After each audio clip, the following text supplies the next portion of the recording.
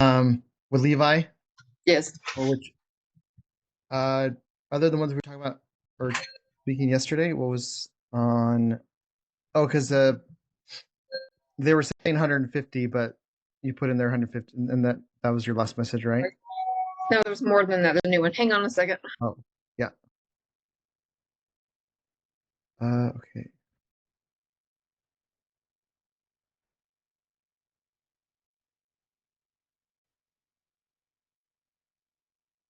Most conversation with seller financing. We approached it all. Angle. What is the highest and best we would put it in the? Oh, okay, for cash offer. Sorry about that. So I think our cash offer is still like in the 600,000. Would that be feasible? Do we want to present that to him and see? Yeah, yeah, absolutely. I mean, 600 is fine. I mean, we can get it for 600. I think we move it, even if it's with whether it's traditional or not. But yeah, I think that's a good way to go. I think 600 is closer to the actual value of the property, anyways. Right. So, but if they're not willing to, they just need the cash. I mean, that's fine. But we'll see how that all plays out. Do you want me to just send him that we could look at the cash offer, or do you want to put something else together before we do that? No, just let them know. Yeah, our cash offer numbers is 600,000.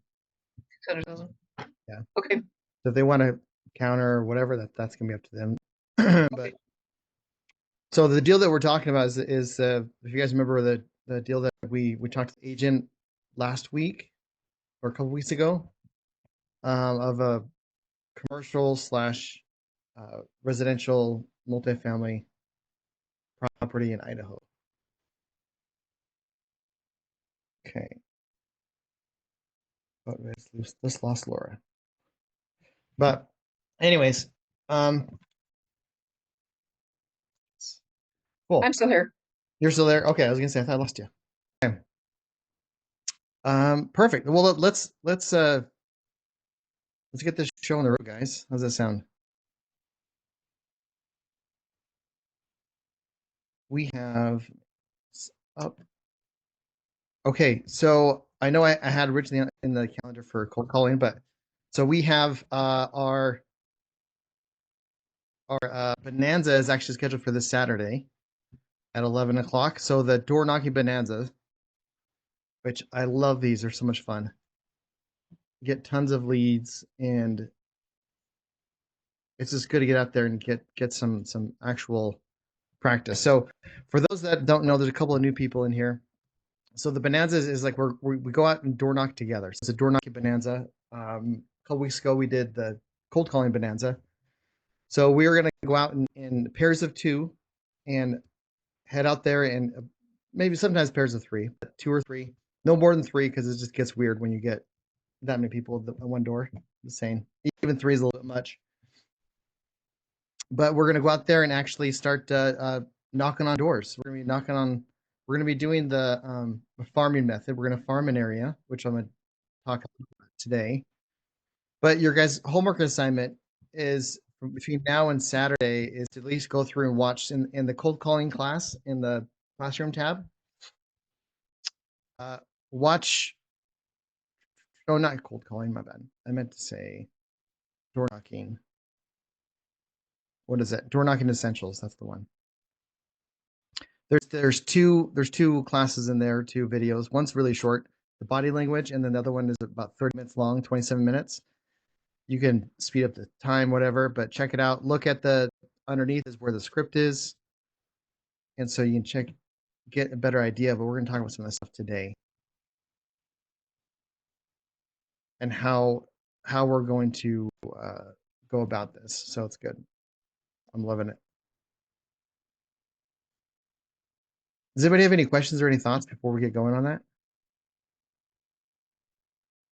Hey, Rachel. if we, hey, good morning. Morning. If we have time, I have something that if we have time, if we have time, I'd love to see if you could go over. It's just a very motivated, tired landlord seller that I found. Well, I didn't find him. I found Facebook. But anyways, I did talk to him and got information, and I don't think it's really going to work out. But if we have time and you want to talk about something with creative financing, maybe you would like to look at that. I don't know. Yeah, well, yeah, let's take a look at that. We can go through the door and stuff pretty, in depth. So what's the deal, or what's going on with it? Okay, so let me see here. I'm just going to pull up my notes on it real quick. Okay, I have it. Yeah. All right, so this is a Facebook marketplace is where I found it, and it's a little. I thought it was kind of Knoxville, but I guess it's like a few miles from Knoxville. Since Knoxville's so small, it's not quite really. I don't know if it's Knoxville Metro or not, but anyways, it's when I looked it up, it's a 650 square foot house. He says it's 850. It says it's a third of an acre. He says it's a half an acre. He says his uncle has been living there 3 years rent free, and it's eating him up paying taxes. He just wants to get rid of it. He says there's a jetted tub. The bathrooms are kind of finished. The electrical HVAC is not really wired right. He says it has new doors and windows and a crawl space. 2 bedroom, 1 bathroom.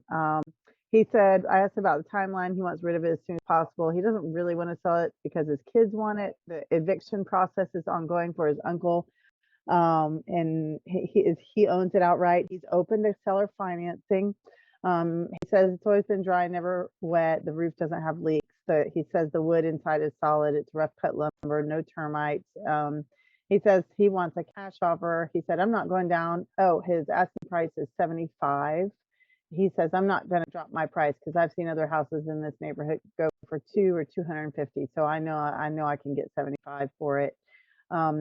It looks absolutely terrible when I looked at it. But then he said his uncle is nice about letting people see it. And I said, well, why is your uncle letting people see it if you can't get him to move out? And he said, well, he told me, I offered to give him a down payment for a car as soon as if he leaves immediately. And he said he would do that. If I gave him a down payment, he would leave immediately. So that's his plan. Okay, nice. And I tried to do some comps, but because it's a small town in a weird area, I wasn't able to find a whole lot, and they weren't great. What I found, it looks like that the Zillow rental estimate $1,200 a month. The Zestimate is 95.8. The other comps that I found of actual sold properties, I really only found 2. One was a 1040 square foot house. His was like 648. He says 850. So I don't know if he put something on or not. But anyways, this is a 1040 square foot, 3 bedroom, 1 bathroom, sold in December for 254,000. And then another one had 1064 square feet, 2 bedroom, 1 bathroom, 45,000 was its selling price. So What was the selling price for that two bedroom, 1 bath? the 2-1 45,000. 45,000. Yeah, so I just didn't know. I sat down. I was like, maybe I can figure out a way to get this guy some, um, seller financing, get him some more money. But Mm-hmm. I don't know. I just don't know, and I feel so bad for him. But anyways, I tried to sit down and figure out, well, what if I did this much rent? But I haven't even looked at it at all. So Yeah. so that's that. That's about all I have on it, I think. Okay. And so you said he was open to doing seller financing, but as far as terms or anything like that, no discussion was made on that so far, right? Um, I'm not sure if I'm answering the question, but I said, well, if I could get you, your asking price or more, but over time, is that something that you'd be interested in? He said, yes, he'd be interested in that. He wants cash. He wants to get out of it, but I'm sure if I somehow were to, with interest, be able to offer him more than 75, he would take it. I don't see how you could buy it for more than 40. I don't know, maybe I'm wrong, and be able to renovate it and do much with it if Yeah. we were not going to do creative financing. Mm-hmm. Gotcha. So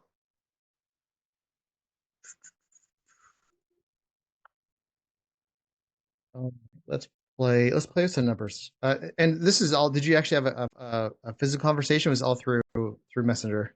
I called him on the phone last night. Okay, got it. Right. And so how did you guys leave it off? That you're gonna run your numbers and give him an offer Mhm. sometime, next day or two, or Ye- how did you? I also asked him, I forgot to tell you, I also asked, I said, have you gotten any other offers on it? And he says, oh yeah, I've gotten a ton of offers. There's a lot of investors who are wanting to buy it. That's when he said he wasn't going to sell it for any less. But anyways, I said, well, let me run these numbers and I'll get back to you within 24 hours. So I told him I would call him this afternoon. Yes. Perfect. Okay. So he's been getting offers, and this is it. It's on Facebook Marketplace where you saw it, or you just got connected on Yeah. Facebook? You want the address? Sorry. Sure. Yeah. Yeah. Oh, We can look at it 26 fast. 26. I don't want you to. No, I'm kidding. It's a perfect wholesale house. 2600 Shipe Town. So SHIPETOWN, all one word, Road in Mascot, Tennessee. Wait. And So SHITEWE. SHIP, P Oh, is in P. I Papa. was like, that's a Yeah. cool name. Okay, never mind. Not as cool anymore.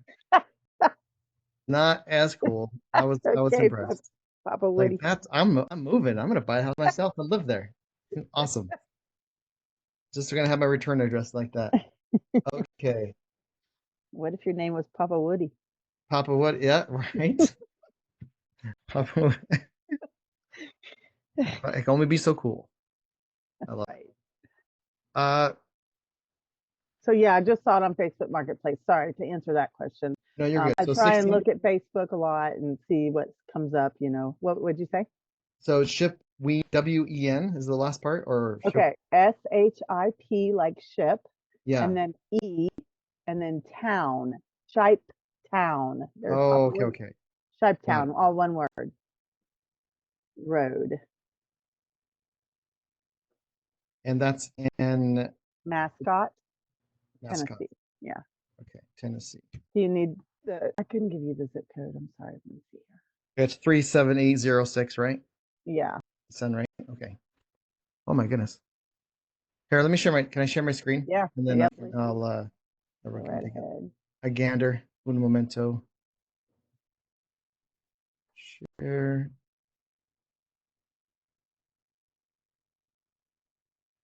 There we go. This look like the house? Is this right? I just see a black screen right now. Says Oh, you've started sharing, but I can't see anything. let's see, but There it is. That's it. there you, I got it. Okay. Yep. And that's how does it still look like this? Like I said, I have not been there. He Okay. said I could go up there. I gotta, if I go, I'm gotta get my husband to go with me. I don't really want to go in there by myself, but So this was taken in January 2025. So a right. couple months ago, so probably. Okay. Yeah, I would imagine it looks like that. I mean, his uncle's been living there 3 years rent free. Why would it look any different? Is what I'm Yeah. thinking. Fair enough. I want a It says nephew there's that to new buy a windows house and let and me live in it doors. rent free. It'd be awesome. I know, right? I could save a lot of money. Okay, so it's a smaller lot next to houses that are a lot bigger.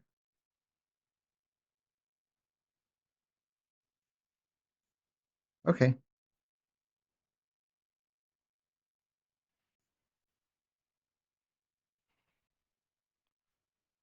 Seems okay. There's some potential there. So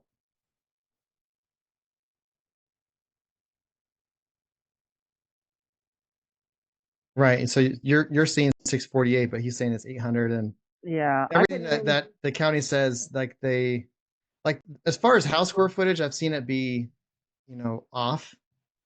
Um just because that's an it's back to 2017. It's probably when he first bought it. I'd imagine. Yeah, when I looked at that, it looked like it was bought. It was bought for 30 something and put on the market for 2 months from December to February, then taken off the market. Maybe then after that is when his uncle moved in. Mm-hmm. I don't know. I really That do want could to go be. look at it. Got it.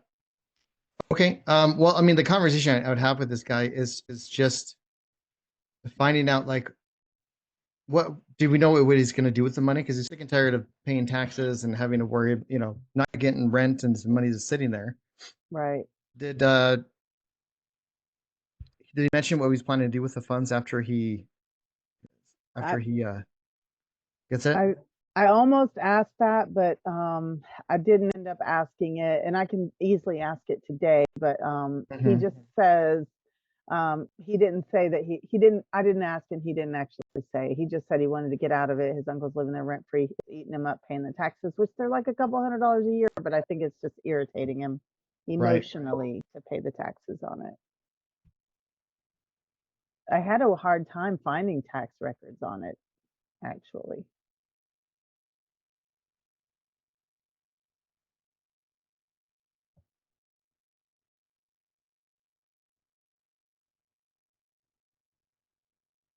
If you get no info, so here's what I'm doing, guys. I'm playing with the numbers a little bit. So if we're starting a loan, and even if it's like a 5-year balloon on it, we're checking out like what this is, and this is principal and interest, so $300 payments.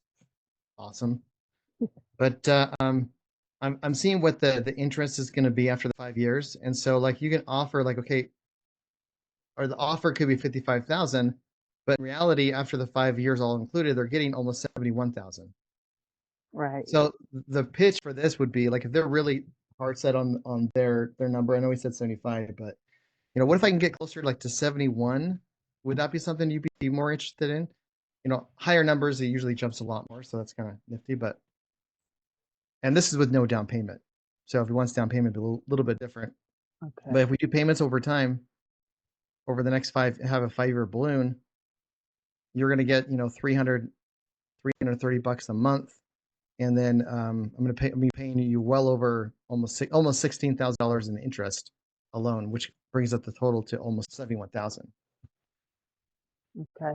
So that would be the pitch I would give to him. But first, I think it's discovering, find out what he's going to do with the money, Okay. and maybe a little bit more into the emotional side, why he wants to sell. But did you guys see how I did that though? Like what I'm saying, like if you get to 71,000, the offer actually is 55,000. But when Right. I say I don't say like my offer is 71,000 or 70,900. It'd be eventually I can get you up to that point. It's going to take some time.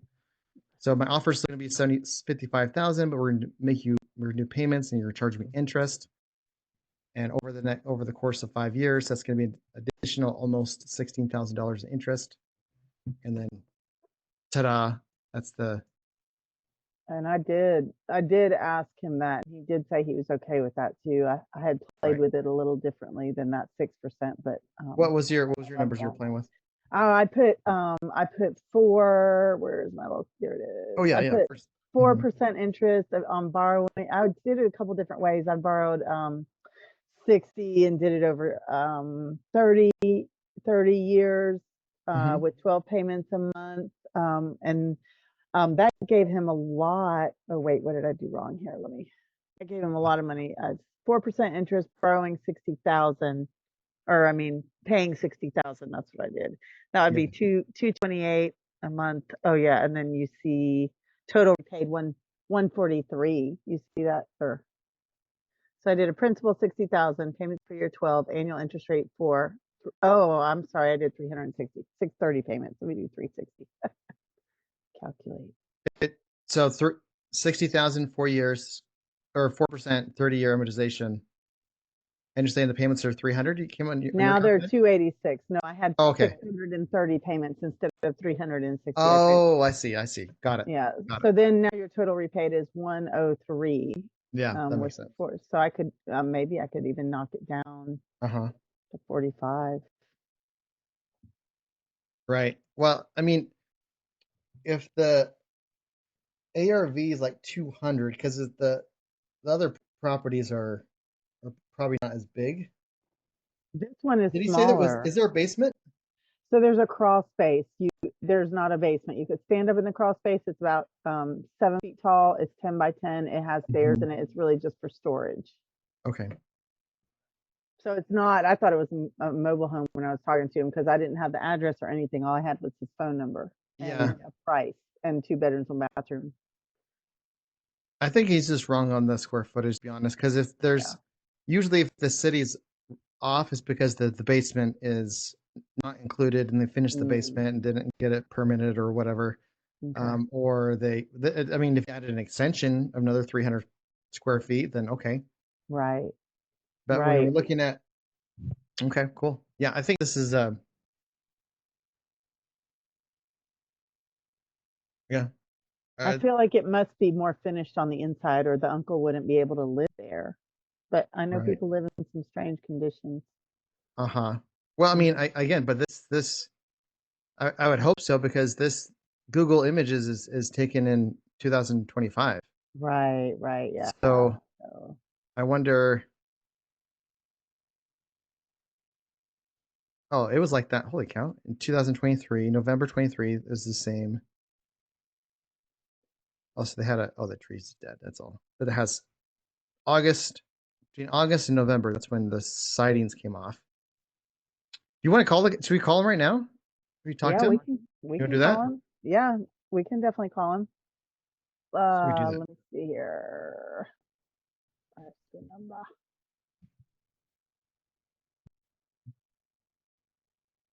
Okay. All right. The phone number. Yeah. Let me see. Where did I put the phone number? All right, hold on. I got the number in another place. I thought I had it right here, but I got it somewhere else really quick here. It is 865 679 2382, and his name is Chris Gibson. If you'd like, I'll introduce you. Yeah. Okay. Yeah. That'll work. And I'll just say that we're working together and we wanted to ask a couple more questions. Mm-hmm. Okay. Perfect. What's your number that you want to get this under contract for? Or not entirely sure. Just are you thinking more like the 50K range or? Um, I imagine, I mean, well, I had a really hard time trying to figure that out because there's no good comps. So Mhm. I really didn't know a number. I thought you would probably need to buy it for like 40 or 50, uh, be able to make it work. I don't Right. know that answer. No, you're good. You're good. So do you want me to call him and then we'll make sure I got Yeah. I just mean, however you want me to do it, I'm good either way. Or you can just call him and you don't have to tell him you have, and I'll just be quiet. He's had tons of investors calling him, so right. we can do it either Well, way. if anything, we would rather have it so we're on the same team because otherwise, if I'm calling and ask him and then when you're calling him, we're almost negotiating against ourselves because like he feels there's more interest than there really Right, that's is when we're true. actually like the same party, right? That's true. Yeah. Okay, so let's give him a call. What's his name? Chris Gibson. Okay.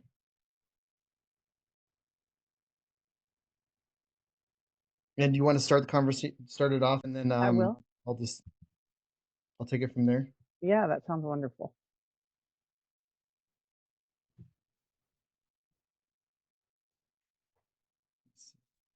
Two.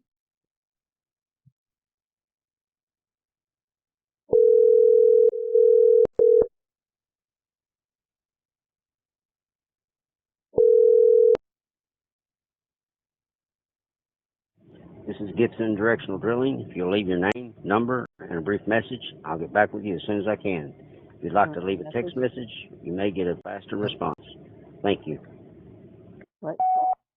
Hey, Chris, this is Jared Brenchley. We haven't met you. We were talking with my partner, Rachel. We're calling about your property that is out there in Scott. My phone number is 801-648-3375. The number again is 801-648-3375. Appreciate it. Call back. We're calling about your property. There's been okay. I love that voice message so much. Okay. I use it People all the call time back. too. Yeah, I mean it works. It works so good. Yeah. Anyways, okay, we'll see if he calls back or but that's I think that would be is just playing with these numbers and then figure out what's going to make sense, what he really needs. Because if he needs a down payment too, that's going to take away from the interest that's being built up too over. Yeah, yeah, he needs a down payment, I'm sure, because like I said, I mean, I asked, he's going to put a good down payment on a car for his uncle. That's the only way his uncle's going to leave. Right. So he's doing basically cash for keys. But I mean, and I wouldn't even bring up the down payment until he asked about it, and then to see so what would make sense for you, and have him say the number, right? It's the Okay. same with Jenny. Like she was talking to her, um, she was thinking like what was that 250? Jenny, are you on the call? And then the guy came back with like, yeah, he was. Then he came up, he was thinking more of like 235 instead of 250. So she just got like Nice. a little discount, which I don't see her on the call. I want to ask her about that deal anyways. I think she's working actually today because we just had Courtney and myself we just had our battle buddy meeting and Oh, nice. yeah, she was waiting, fixing to go to work. So Okay, perfect. Oh, and by the way, congrats to Jimmy. Yeah, she's sending out her first wholesale deal. So nice. she's partnering with another wholesaler, and so shout out. Good she's doing job. a phenomenal. She's out there taking action, talking to sellers. Like I'm not exactly sure what I she doesn't have all the knowledge in the world to do this, but she's doing it. So she's going to gain that knowledge just by doing. So kudos. Go girl. Okay, that's good. That's good. Thank you so much, Jared. Yeah, no problem. If we can figure out a time to jump Jared, on a call what or did you something. use for dial? Is it some software or So that was just a Google Voice. Google It was Voice? just Okay. yeah. That way that you can hear it easier on because I've done just on my speaker and having come over the mic, it doesn't quite come over as clear. Okay. But Thank I use when I am cold calling, I typically use my Google Voice number. Yeah. Mine's coming across as spam. I guess there's nothing I can do about that. Is that just how it is? Yeah, I'm not sure if there's a way to get it off of spam other than the time. You might want to or switch it out. It's like your personal number or your Google Voice number coming to It's a spam. Google Voice number, and it's because Yeah. I called so many people. I'm spam now. Yeah, that'll happen. That's why another reason to use Google Voice so your personal number doesn't turn into spam because that'll That's why my Google Voice. I'm sorry if I might have said it wrong. My Google Voice is the one I've been using, and my Google Voice number is the one that has now become spam. right. How do you know That's that what you're I'm saying. spam? My partner told me. Like when you I called in. them and they were like, "Hey, you come up as spam" instead of just Yeah. a number with nothing. Gotcha. Yeah. Okay, Yeah. thanks. Yeah, makes sense. Okay. Um. All right. Now we're gonna go back into door knocking unless people have other questions or thoughts for what we were just chatting about. But here we're talking about the farming method because some of you guys don't even not sure what that is. I'm sure, right? So the script for let me pull it up so you have it. For door knocking is pretty short, and that's how I like it, or simple, I guess you'd say. So have it in.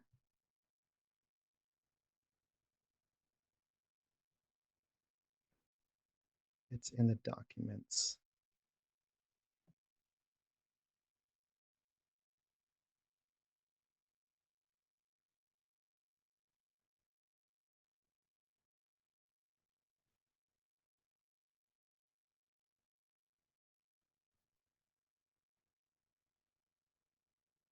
Mm, oh shoot, I don't think I have that up there. Let me pull this up so you guys have it. There's the script itself for the door knocking is in like it's written down in the come on in the door knocking class, but I wanted to have like a little document you guys can have.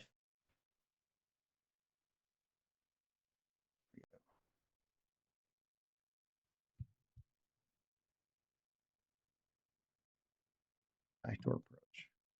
Okay, let me share this and I'll share it in the chat here and then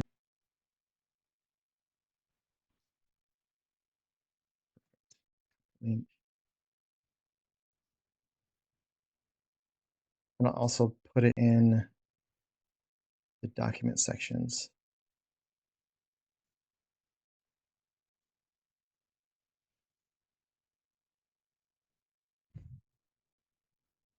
Perfect.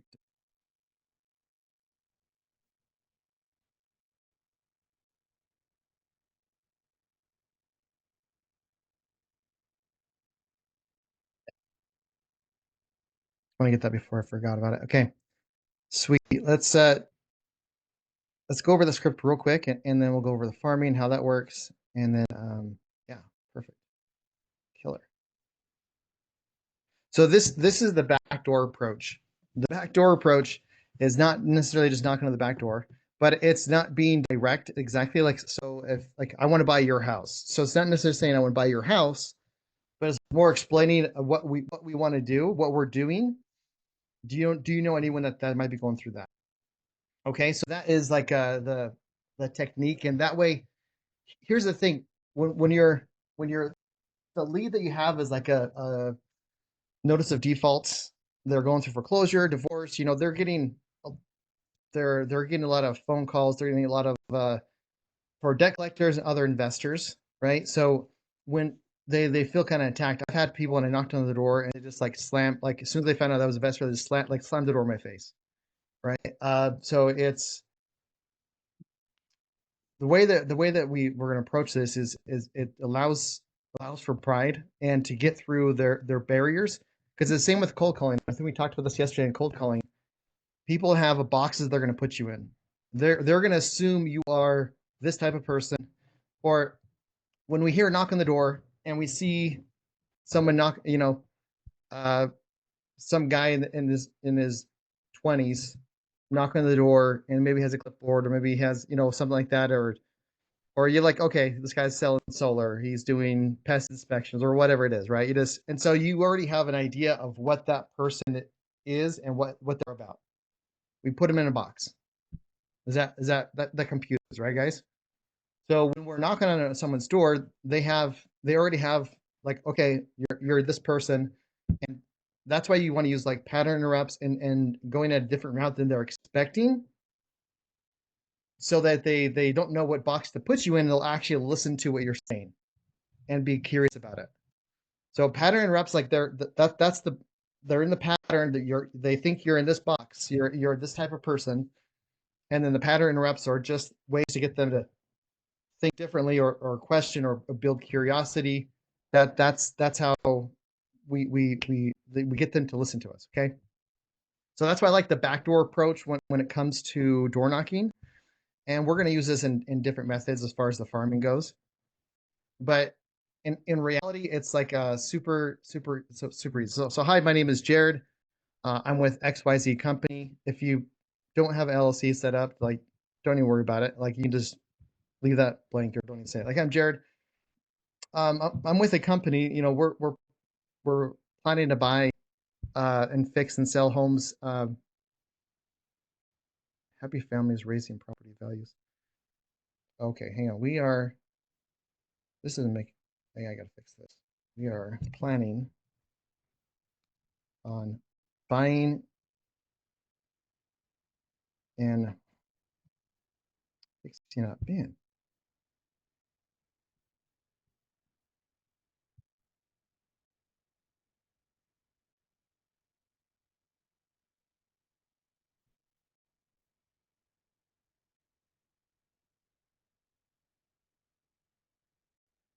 All right. Sorry about that, guys. Didn't make Hey, any. Jared, before you go into the script, Yep. how do you get these leads in the first place? Do you get the records from the county, or how do you identify these leads? So the leads, that's easy. That was like leads could be from anything. Could be from divorces, foreclosure, bankruptcy. But the way that we're going to do it, you can honestly do this method in any neighborhood that you want to start investing in, and you'll find leads. So if you don't have leads, this is a great way to get leads too. It's awesome. So, Okay. But you can utilize this. Door knocking is a method to contact the lead, right? But Yeah. we're not going to be just contacting that one person. Mhm. So we are planning to buy. So I'm with a company. We're planning to buy, fixing up 4 homes in the area, and it actually raises prices. Price raising. Oh my God! I gotta switch this. This is garbage. Sorry about this, guys. Anyways, all right. I'm gonna go off script here. Okay, so I gotta fix this. It's not. I don't know what happened. That's weird. Anyways, so hi, my name is Jared. I'm with Challenge Solver Company.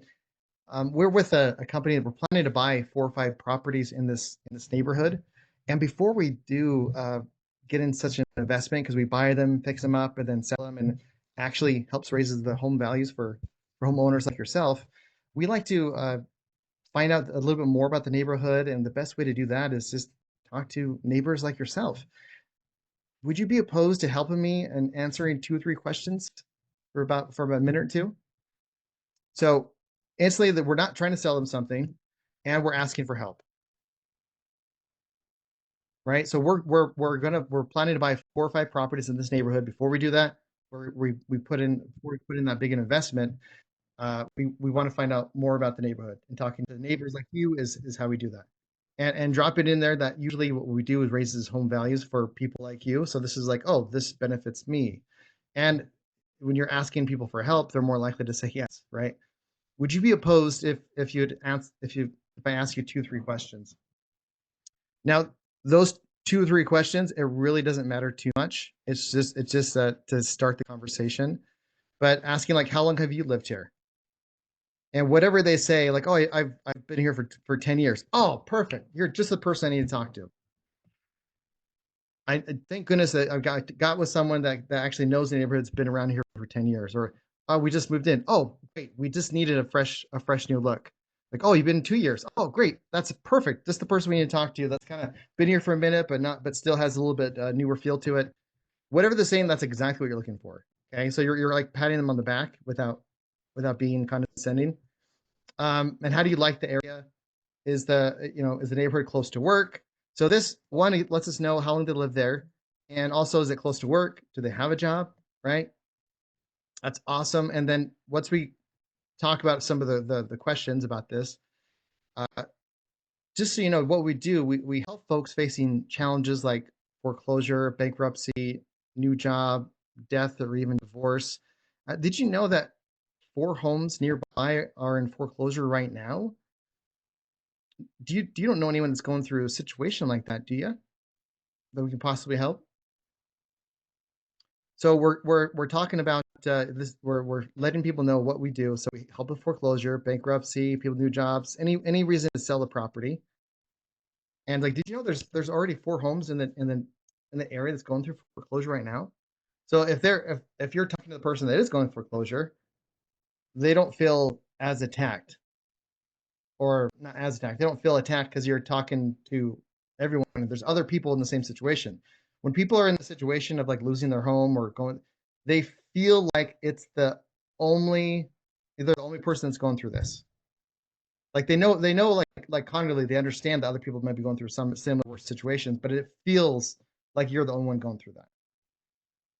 And so when you're saying that, like, oh yeah, there's like 4 people in this neighborhood that's going through foreclosure as well. Like, oh, okay. And they don't feel they're more open to, because you're not talking about them specifically. So do you know anyone that's going through foreclosure, divorce, bankruptcy that we might be able to help? And this is where it's crazy that so between 2 and 4, this is where the people start spilling the tea. This is where the magic happens. Okay. By the way, we pay a $3,000 to $5,000 for referral if we close on a deal that you let us know about.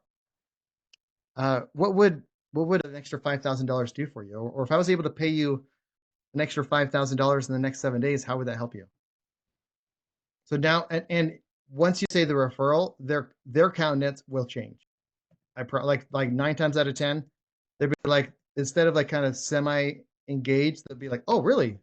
They'll be engaged, and they'll start telling you about their neighbors getting divorced, about Sally lost his job, and Sally, whatever. Yeah, they'll start spilling the beans like crazy.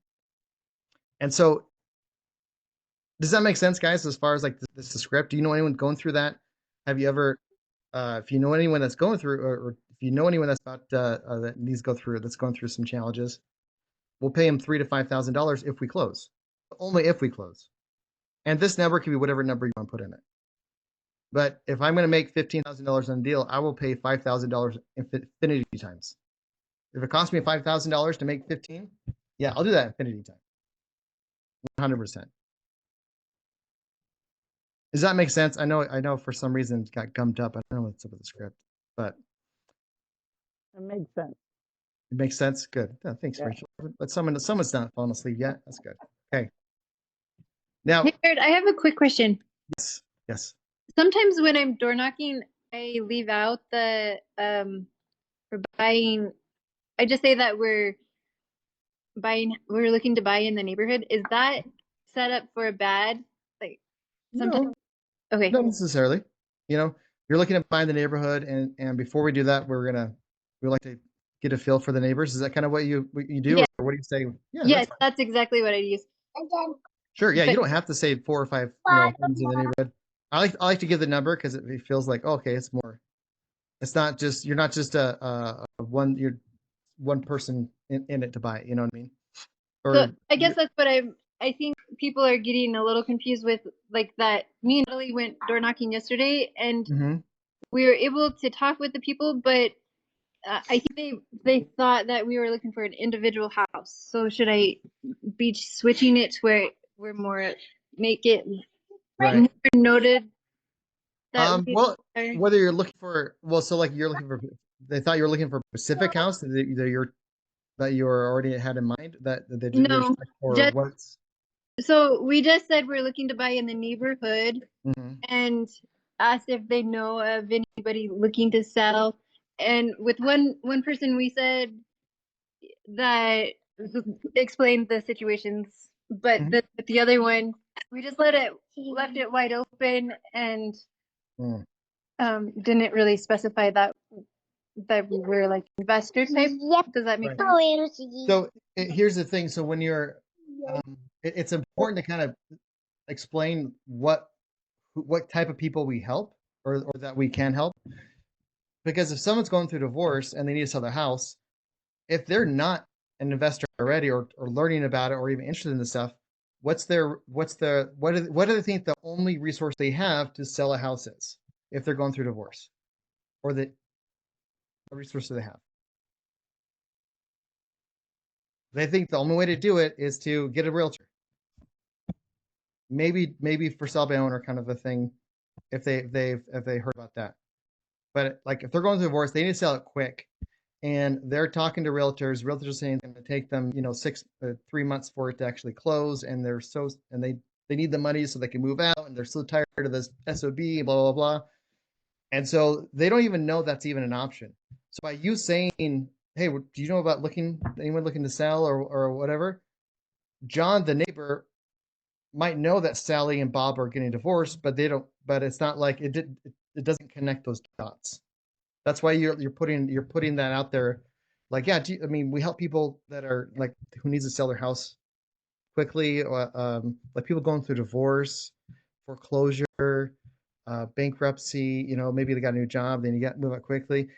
Actually, there's like 4 houses in the neighborhood going through foreclosure, and the banks aren't super cool with it. Like they'll pull it right from underneath them and kick them out in the street. It's not a great thing. We like to come in, buy it, so they don't have the foreclosure in the record and help them out. But anyone that might be going through something like that, like a divorce, foreclosure, anything like that at all? Or who do you know that might be going through something like that? Might be in this area or in the city. So you're giving them ideas to think or trains of thoughts to go in because they're not because they're not thinking like we are, right? They're just going through their average day, not thinking about selling, different options that there are because they just don't know. Is that help? Yes, that's very helpful. Thank you. So, uh, Yeah. yesterday, the lady that we did talk to, her friend just died, like not last night, the night before. Uh-huh. So she was going to give us her number, but she'll text us later. Um, Do you have her number? I have her number. She gave me her number, and they're looking for a single level. And then when so we didn't really mention seller finance or anything, but hers is Sure. free and clear. So when they get, that could be something that Sure. we'll stay in contact, right? Yeah. And the first conversations may not be the right time to bring up seller financing or whatever. That's like you set the appointment to talk about selling their house or buying their house, then you bring it up. So that's fine. So they themselves might be looking to sell in a little bit, but also they had a friend that passed away at the like the day before you knocked on the door, right? Am I Yes. understanding that right? Okay.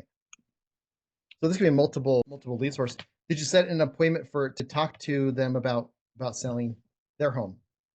No, we had to go because we had other appointments. So we just got her information and asked if we could keep, if we saw anything, if we could keep in contact. Sure. Because they want to find a house before they sell the house, or what's Yeah, the?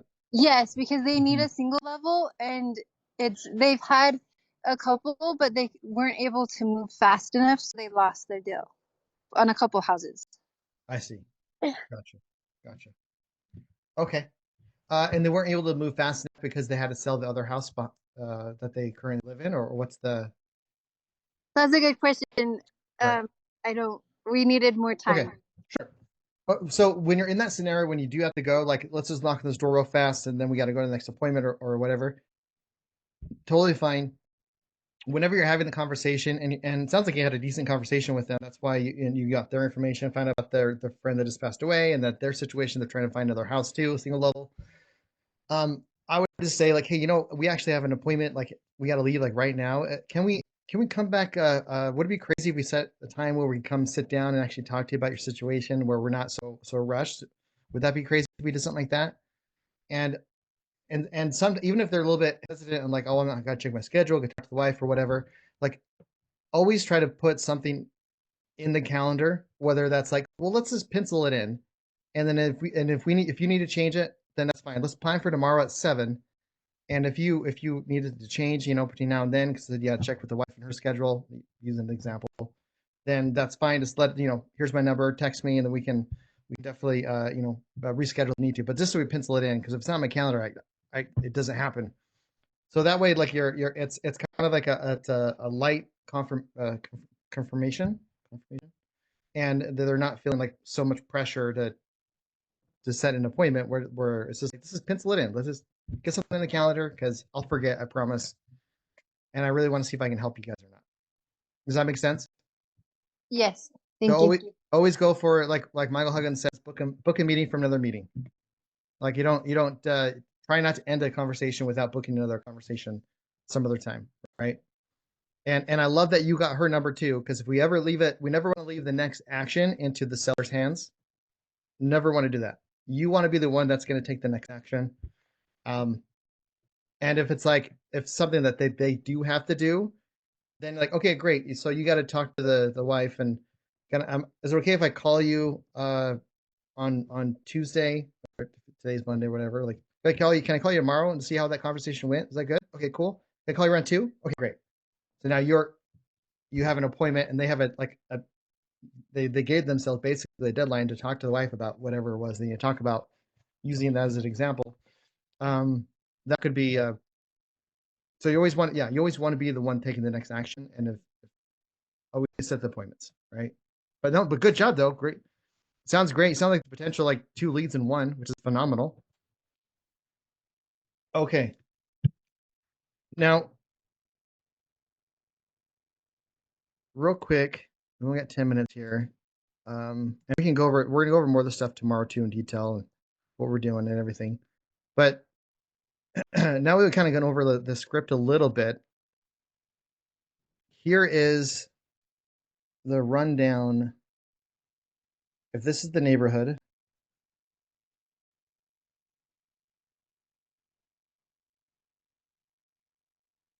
okay, so we have houses here.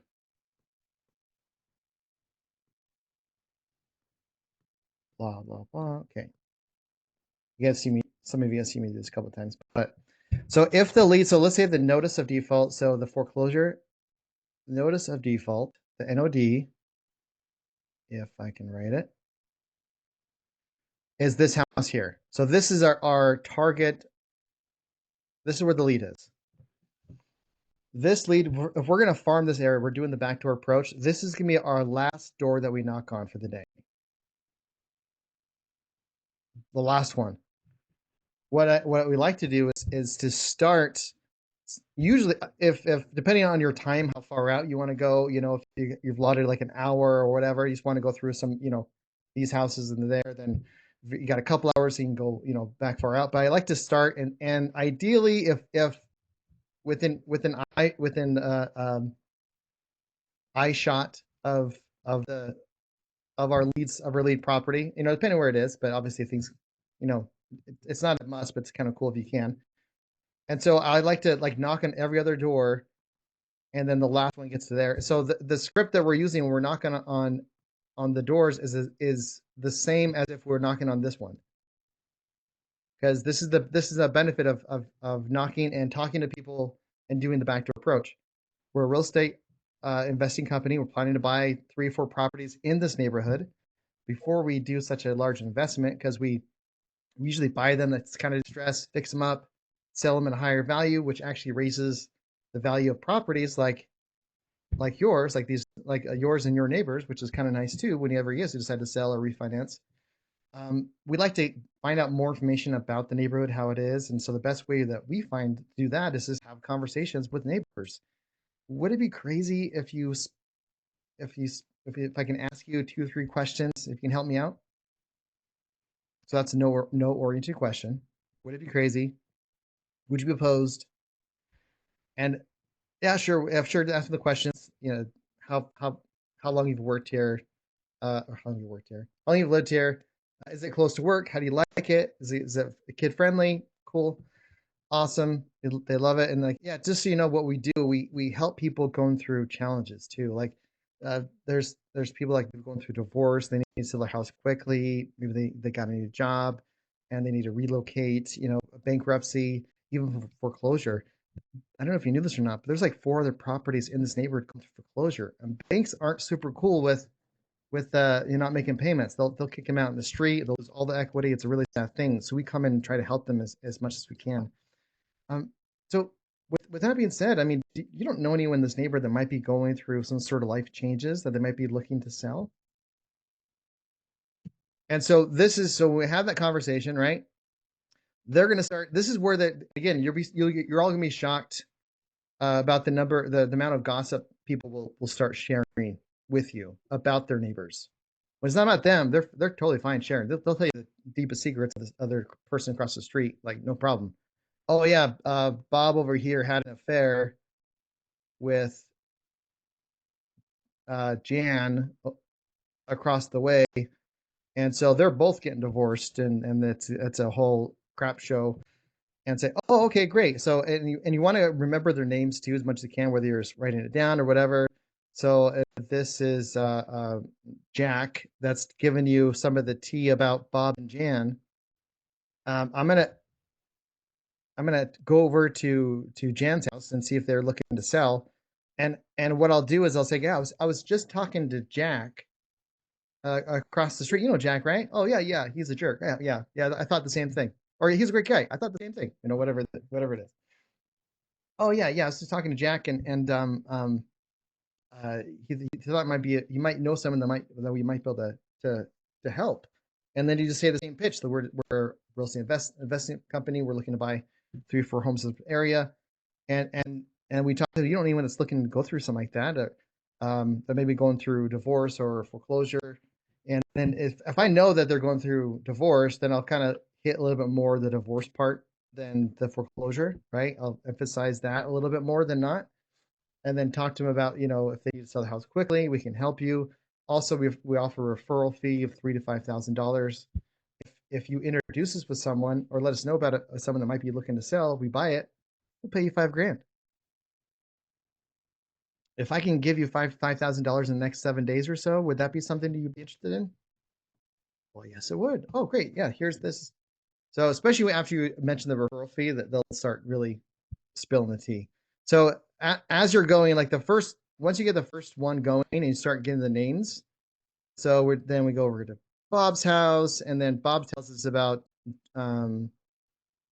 Sam that lost his job. So then we'll go over here, hey Sam, yeah, I was talking to Jack over there and Jan and Bob, and we were telling them what we were doing, and they thought this might be.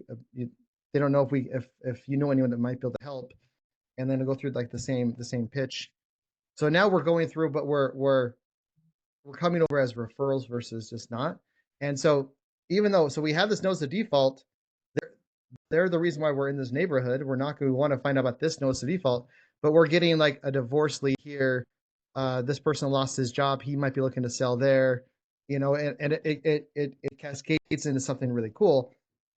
And by the time you get to the notice of default, because people that are going through notice, if that's the lead you're going for, it could be any type of lead, but like if a lot of people going through challenges like this, they're about to lose their home, the auction day coming up, they're aware of what's going on the outside, because a lot of times, just from my own personal experience, not everyone, but my personal experience, they're concerned with like notes being put on their door. They're concerned with like the repo man coming taking their car.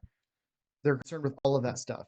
So they're going to probably notice, most likely, you knocking on everyone's door, but you haven't knocked on their door yet. So by the time you get to their door, like I've had people like, I was wondering when you were knocking my door. Like I kid you not, like multiple times. Like, okay, I was wondering when. Oh, so yeah, about time you came to my house. Because what we're doing right now is like, one, we're getting like tons of leads. We're farming in this area, and we're building intrigue. We're building curiosity from that notice of default. So anyone that's been knocking on this guy's door, he's probably like closed the door. Really, even though they need the help, but they have that wall up because it's just pain. That's all that's there, And so they have that wall up, and so even though someone that knocks and well intentioned, but is doing it in a different way, they're more direct in this particular scenario. It may not go off as well, because they have that wall. Because again, you're one of those investors who wants to steal my equity. You're this box. While as we're farming, we're going across. They don't know what box to put us in. They're curious. They want to know what's going on. Even for like just the gossip feel of it, like this, like what's going on? What are you guys doing? What is this? And so when someone asks, it's a different scenario. Like when I'm saying, hey, can I buy your house versus can you buy my house? If someone's calling me and I'm calling them, it's almost like that scenario where you're coming to them and they're like, they want to know more about you. They want to know what are you doing, how you're in this neighborhood. You're building tons and tons of intrigue just by doing it this way. So by the time we get to there, and honestly, the script doesn't change very much at all. It's the same script. You mentioned, I was talking to your Bob, the neighbor, and they'll probably start, oh yeah, they're getting divorced, huh? Or like whatever. They'll start spilling the tea, as they would say, right? And let's just say I'm talking to the notice of default, and they're not coming clean, that they're actually going through foreclosure. So when I know what their situation is, and I do the backdoor approach, and it's not coming up with anything, they're not giving me referrals or anything like that at all. Like, okay, cool. Can I be open with you? Can I be upfront? Is that okay? So I ask permission first. Like, can I be upfront with you and direct? I'm actually like, because I did mention there are like 4 other properties going through foreclosure in this neighborhood. I don't know if you're aware of this. I'm sure you probably got it fixed, but you were actually on that list. Have you guys figured out what you're planning to do with the house and the mortgage and in this default? So I'm getting permission to be upfront, and so they know, they're prepared that I'm going to be like getting right at it. And also, I'm saying you're one of the 4, so like they don't feel like they're the alone. They're not the only one doing it. And sometimes I'll say like, yeah, sometimes they mess it up, or you may have already fixed the problem, or fixed the challenge. What is you're one of those 4 of the people that are going through foreclosure. Have you guys fixed it up, or what's your plan? I wonder if there's anything we do to help. So that way you're leaving room for their pride to go, where they're not the only one doing it, and you're assuming, oh, I'm sure you fixed it. It's softer. It's a softer blow, and they're still going to be able to want to continue having the conversation. Does that make sense? So that's if they don't come up like, yeah, actually, yeah, I would be interested in looking at selling. I don't know how much would you offer my house? Then you just have the appointment or whatever. Does that make sense, guys? As far as like the farming goes, and like, yeah, so you have 1 lead, and then you and even if you don't have the lead, you're still you could farm an area you want to do. Just go door knocking and find leads. That's a great way of doing it. One thing that I've like, especially after doing the door knocking bonanzas, one thing that I find very consistently is everyone, for the most part, say it was after that first door, it was a lot. It wasn't as scary as they thought it was going to be. Once you start doing it, it's not that bad. Because then you actually having a conversation, and for the most part, same with cold calling. Most people are pretty decent. Like you get some annoyed people, sure, but other than that, it's a rarity when you get anyone that's kind of really grunchy, yelling at you or whatever. It's a rarity. But if especially if we're going at it like we're the backdoor approach and like the most negative thing is like it's maybe annoyed and that's about it. But the vast majority I find are pretty open having a conversation.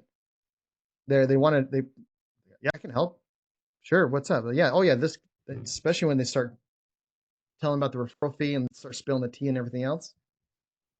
Phenomenal, phenomenal. What questions do you guys have? I know I kind of went over that kind of fast, but we'll go over some of the stuff tomorrow and maybe do some practicing. And then on Saturday we're doing the door knocking bonanza. Thoughts, questions? As usual, I have a question. Yeah, love them. What percentage of wholesalers do you think actually do go out and knock on doors?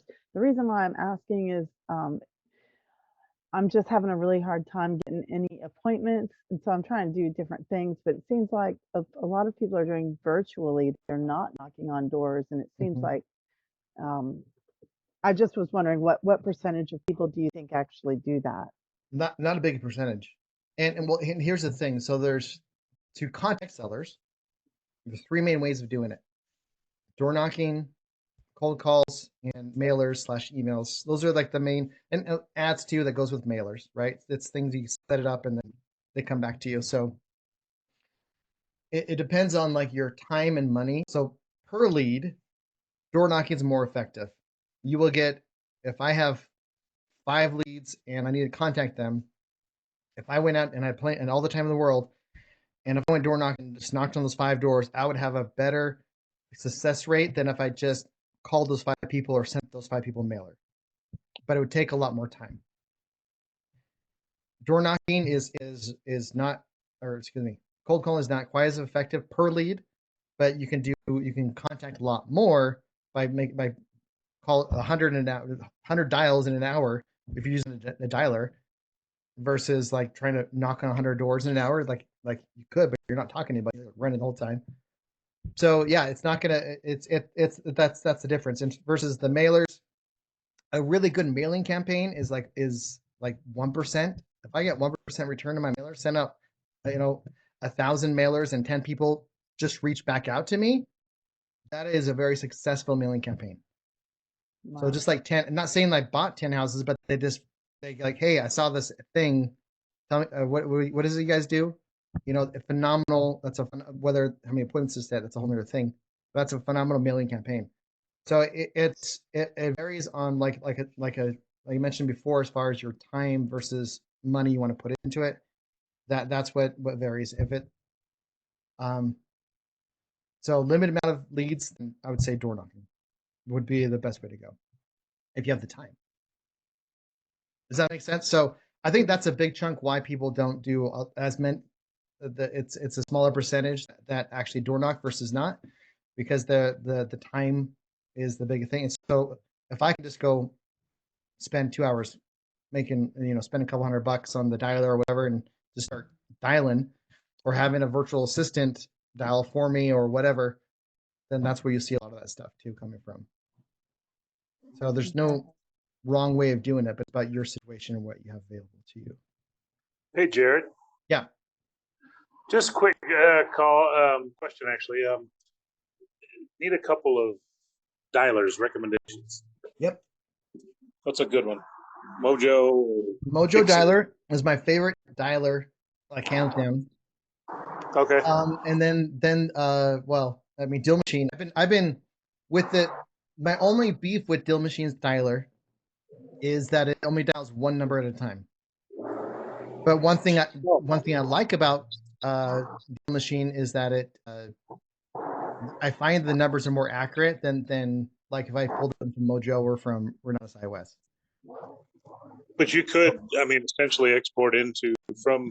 Good. We can't use the dialer in Deal Machine. I think only Lily can. Yeah. Right. Um, Yeah. So can we export those into Mojo? Is it pretty easy? You could absolutely. You could do that 100%. And so Cool. Mojo, if you're using like 3 lines, I think it's like $150. And Mojo does have its own skip tracing service for like $50 more a month. You have unlimited skip tracing, which is nice. So pulling up phone numbers.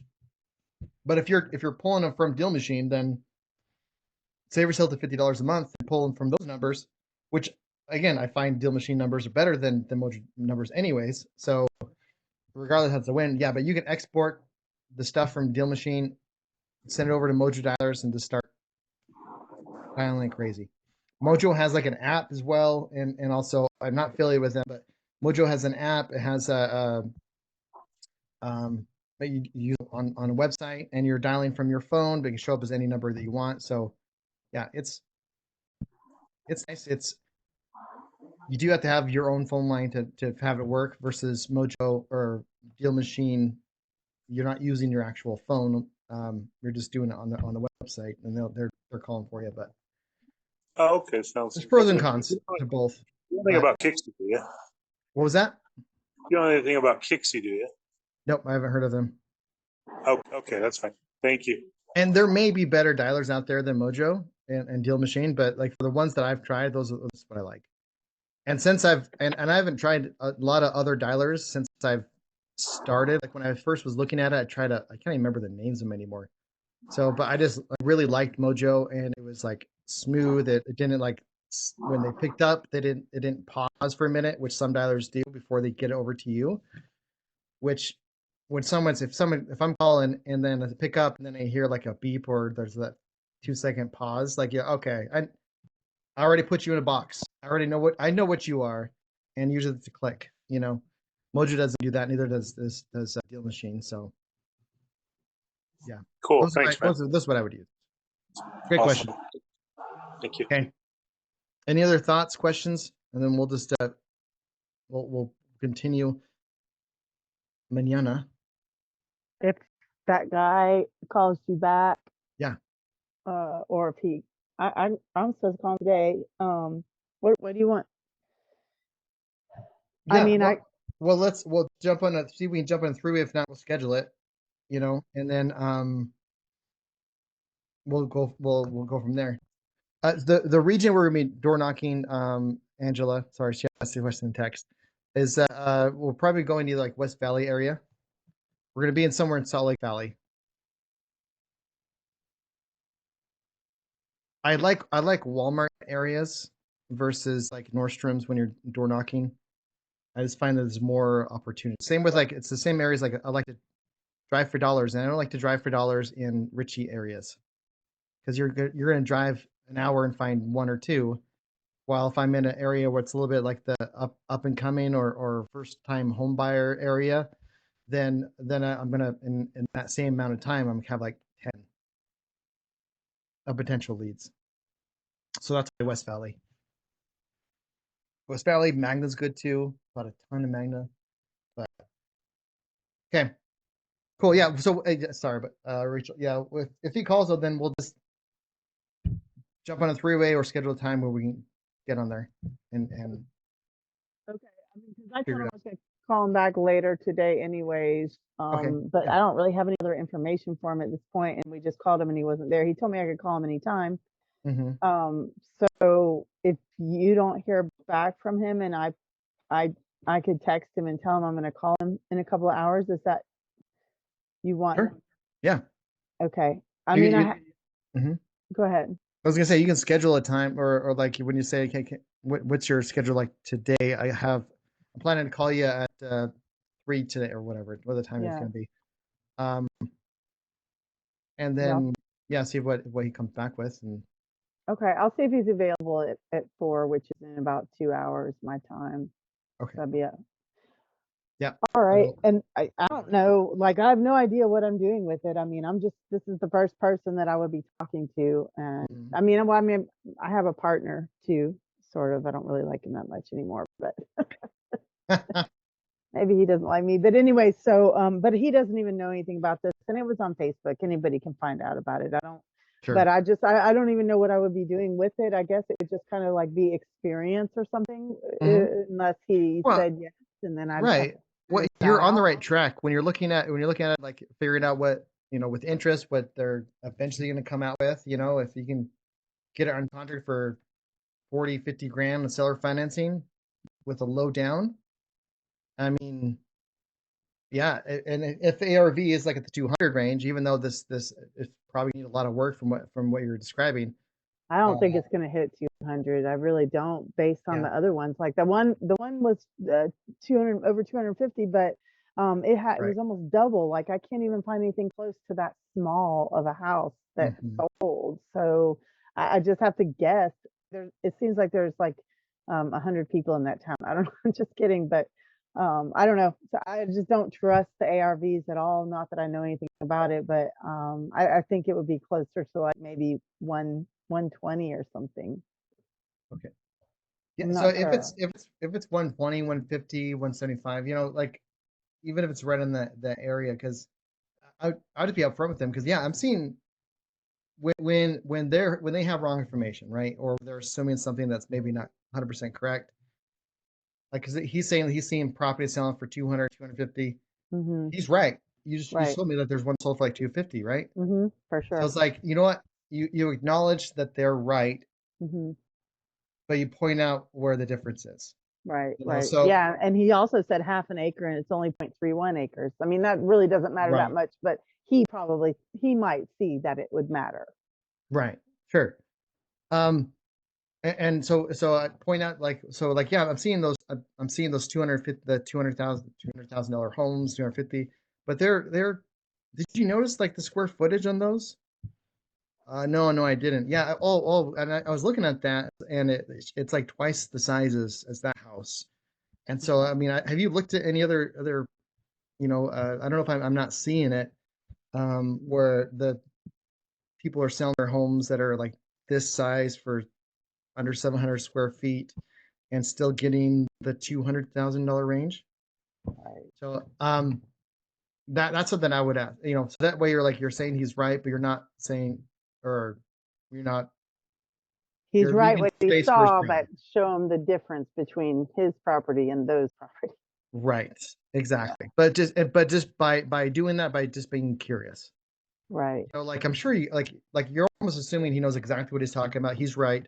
But it's like, help me understand, because I'm an idiot sometimes. And where's the gap in? Or like, oh well, I guess that does make I mean, that is a difference. Or yeah, I didn't notice about the square footage of the house. Like, yeah, that's why I'm a little bit concerned or worried about, if I buy your property at 75,000, can I sell it for 200,000 when it's all said and done? And that's what I'm really, really worried about, especially with the square footage just being so different. Hmm. What do you think about that? What's your thoughts? Do you think where I'm at is crazy, or what are you thinking? And Okay. so you're just giving him some space and some thoughts, and so he can kind of correct himself. Oh, I don't know. And then asking him like how much, because he sounds like he's in construction. Like, how much would it cost you to fix this up and get into rent ready to go for a flip? Well, it would cost me 50,000, 60,000, whatever it's going to be. Like, okay, cool, awesome. Let me so it's going to cost me like $60,000 to fix it up, and if I buy it at 75,000 and I can only sell it for 150, Right. I mean, I'm not in a hurry to lose any money on deals. I'm sure you're the same way, right? Right. So what do you think would be a fair price we're able to offer this and get this project going? Okay. That's how I would hit it. Okay. All right. So try and text him and see if I can get kind of like a set time and then text you and let you know what it is. And then is that what you're saying too? Yeah, Okay. that'd be great. Thank you, Perfect. Jared. I appreciate Yep. it. Okay. All right. Sorry to Awesome. keep you. No, you're good. You're good. Uh, perfect. Okay. All right, guys. Well, appreciate y'all. Adios.